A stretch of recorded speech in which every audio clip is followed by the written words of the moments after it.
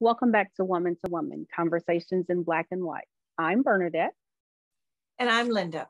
We are choosing to record these conversations, to have these conversations, and then share them with you on sensitive topics across racial lines in the hopes that we encourage some of you to talk with each other and learn from different perspectives, learn to see each other's humanity, and share. Today's topic is, and Linda, you and I have had conversations about the church and race. And so today's topic is when people say, well, you know, God doesn't see color. I think that is one of my favorites, I will say, cop-outs that well-meaning Christian folk use in order to not have to actively participate in the conversation or in the calls for change. You can just cop out and say, well, God doesn't see color. And yeah. Right. Correct. Yeah.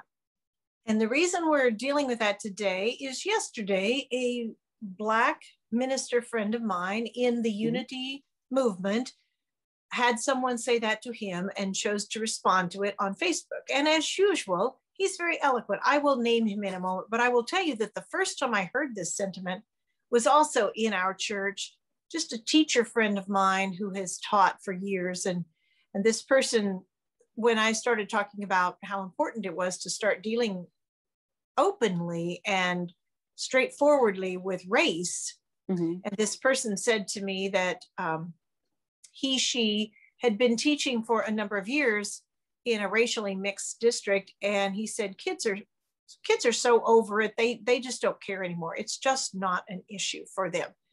And I was floored. And this was about 3-4 years ago. This person has since seen things, I think, in a different way. And we've had some conversations. But at that time, I had no words to respond to that. So here is what, and then you can respond about your kids in a few minutes, Bernadette. Yes. Sure. This is from Reverend. But before you read that, Linda, have you ever heard a person of color say that? I've never heard a person of color say that statement. No, I bet that's right. I can believe that's right. Because people of color, Black people live the experience. You know, it's been said that biologically, Black people, white people, Asian people, Indigenous, biologically, it's all the same with only slight tendencies different.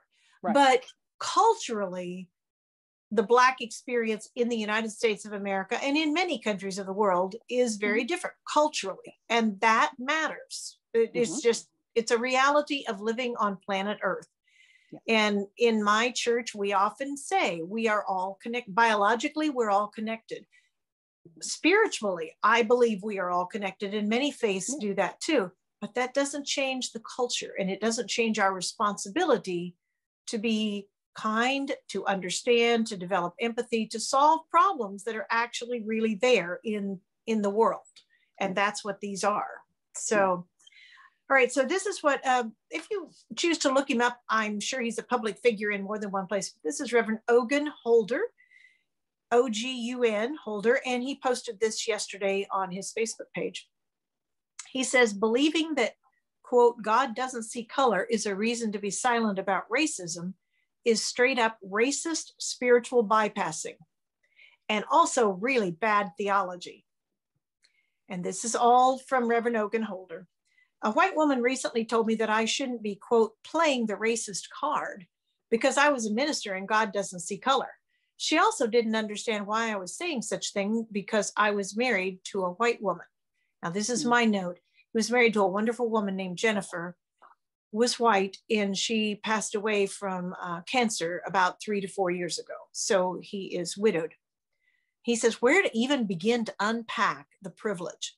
Was the implication that because I was white adjacent, that means I'm a Black person that was close to a white person, that I lost the right to remind white folks that dismantling systemic racism is really their work to do since they built it?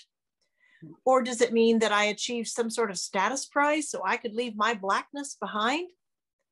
And if God is a being that created us, outdated theology, he says, was she, God, was she saying that the complex and subtle varieties in creation are invisible to the one that created them? or that they were created and ignored because it's only about what's in our hearts. Sounds like projecting the I don't see you or your trauma onto God. Just another day in my life.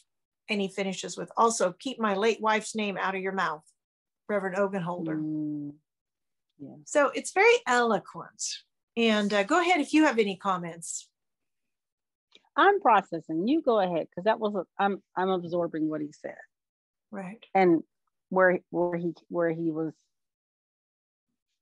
coming from. It was very, I think it was very honest.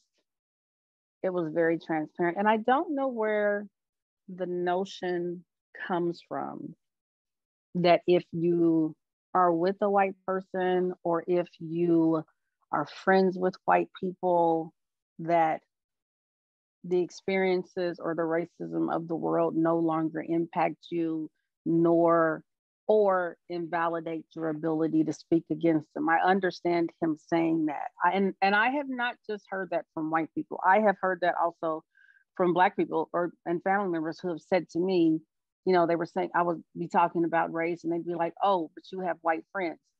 Okay, yes, I do have white friends. But that doesn't mean that what is going on isn't still going on, or that I don't see it or experience the same. Exactly. And as a matter of fact, until more white people start talking about this, we will continue to be here. And right. so I truly get where he is coming from that, because that, and maybe that's something we could do a different conversation on, because that is a real thing.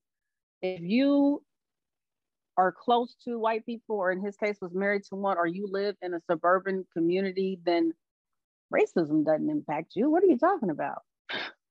Right. Not the case. Right? I know better after having 11 months of conversations with you, Bernadette. I absolutely know better.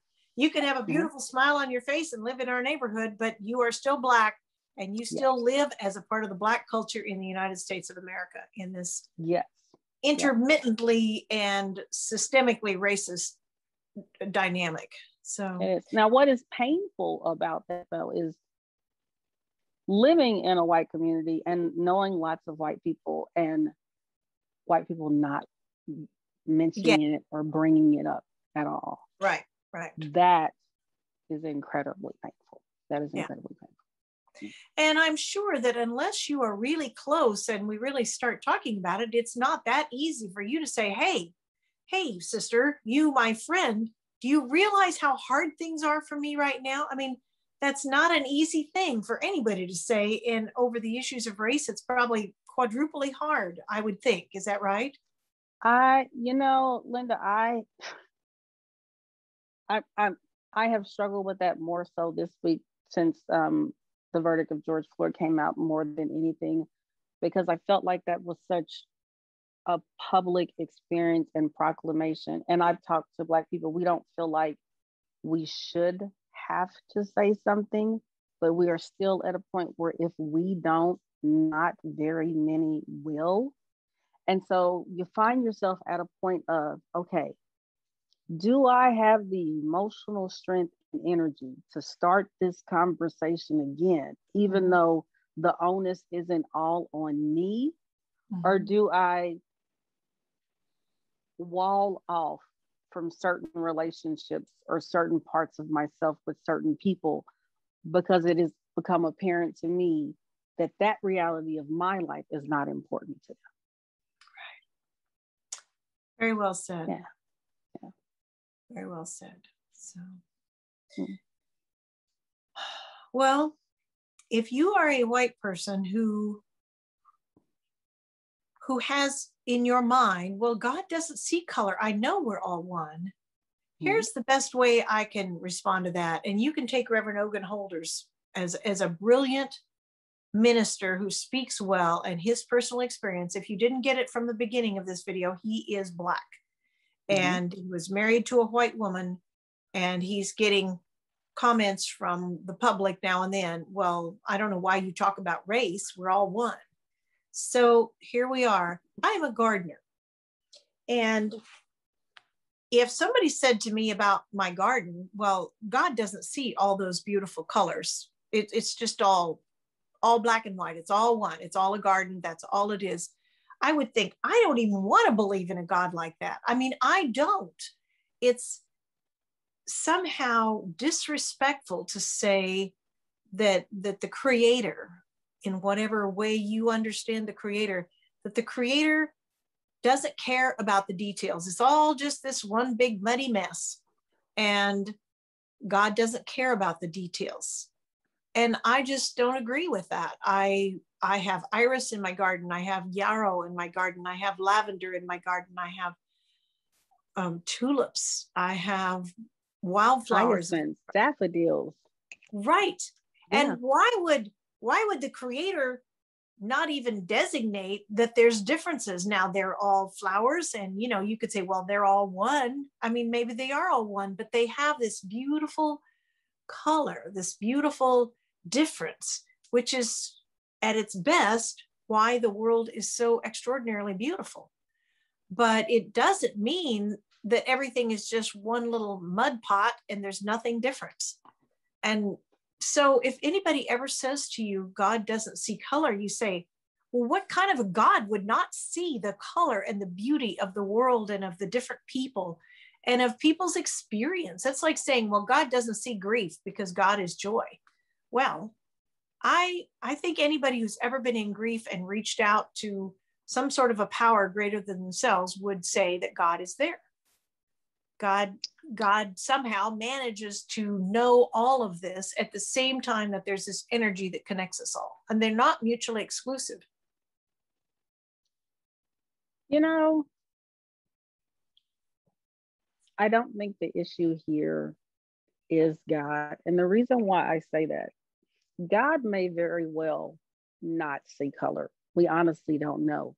But when we're talking about color, we are not talking about God. We are talking about the experiences that other human beings afflict upon human beings. The conversation isn't even about God. And so that's why I feel when that statement is made that that's a cop-out, because I'm not speaking about how God treats me as a Black woman, because God is not discriminating against me based on being a Black woman. But there are many other human beings who are. And so that comment is a cop-out to not having to have the real conversation about how people are treating people based on their exterior appearances.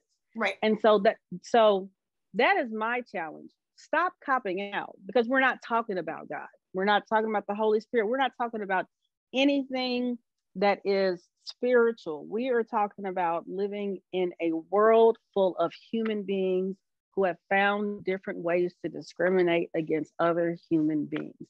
The conversation isn't even about God. It's, to me, it's not even about God. Right. I actually agree, even though I'm not. To me, the garden thing is a good logical reply. Yes. You're right. That's not really where it is. And as Reverend Holder said, he said it's straight up racist spiritual bypassing. And spiritual bypassing is when you use some sort of a spiritual platitude to make an excuse for something you are doing or not doing. Like, I don't really have to deal with that because God doesn't see color, so I don't have to think about it. And it's like, well, you're a human being, you're living here, it's part of so. And you denying or not validating someone else's experiences based on how society interacts with them is not godly. That's you copping out. Right. Exactly. Well, I don't know if we've reached any conclusions here, but it was an important topic to talk about, I think. And if we've left our listeners with anything to think about here, or to share with someone who might say that to you, I don't have any ready answers that you should give, but the more you've thought about this ahead, the more you would be able to respond with some wisdom and hopefully compassion to someone who might say that to you. Right. So. And that is such to me an invalidating statement to say to anyone. And I don't care what color you are, because I don't know what it is like to move through the United States as a Hispanic or a Latino person and what their discriminations are. I don't know what that is like. I don't know what it is like to be an Asian person right now moving through America and how people interact with them. But I also know that I have no right to say that the experiences that they live aren't valid. Just like someone has no right to say that the experience I've lived as a Black woman in the United States aren't valid just because they haven't experienced them. And that's where to me, in my heart, that's where the God doesn't see color thing. That's really what you're saying is your experience isn't what it is, and it isn't valid, and we shouldn't even be talking about it. Right. Yep. That's it. I agree with you. That's a translation of that statement. It's just a nice, neat little way to say something that I don't care about you. My experience and the way I see the world is what matters. And your experience as a person of color is invalid. Yeah. So, and I get to dismiss you and we can move on. Right. And then I have to get uncomfortable with what I may have done or not done, or what I might be able to do or not do from here on out. All of that. You know, right. So, yeah, go ahead. I said, and that I think that is I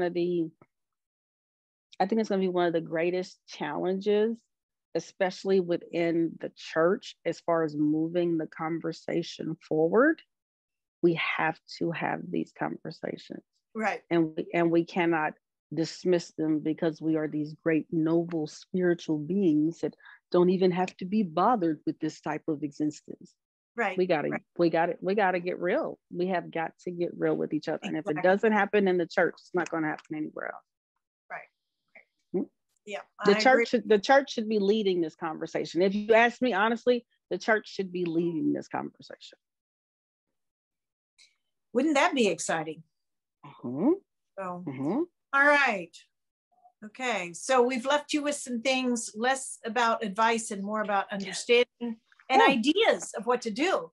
So find somebody to talk to about this, and family or friends or people of other colors, and see what you can get going. And start in the church.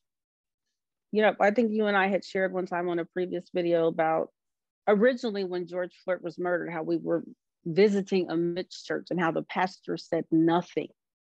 And there were the few Black families that were there.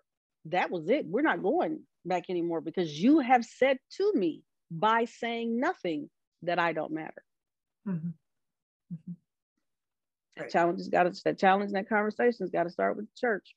Right. Yeah. Okay. You want to do our closing? Oh, yeah. So, like Linda said, we've left you guys with more questions and more conversation points, but that's sometimes why we're here. Right.